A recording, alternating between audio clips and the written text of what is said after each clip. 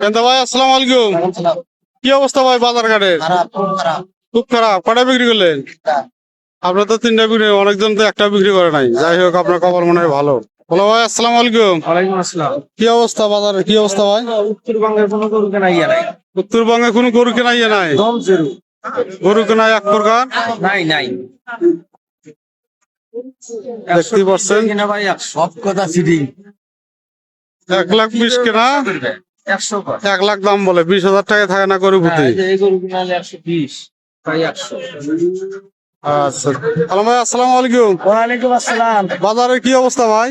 উত্তরবঙ্গে গরু পাপ এক আছে, মানে গরু কেনা এক প্রকার পাপ। এক করে পাপ। 1 লাখের গরুর দাম করেছে 65,000, 66,000। আল্লাহ, তাহলে তো ভাই ব্যবসায়িক মোড়ে শেষ হয়ে যাবে ভাই। ওই যে আমাদের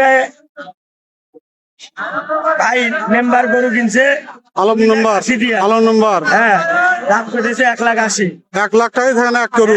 থাকে না। উত্তরবঙ্গে গরু কেনার লোক নাই। দেখতেই পাচ্ছেন এই যে শুনলেন উত্তরবঙ্গের বাজার পরিস্থিতি কি রকম।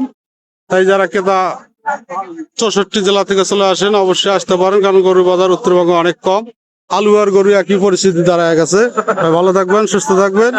ভিডিওটি ভালো লাগলে লাইক, কমেন্ট, শেয়ার করে পাশে থাকবেন।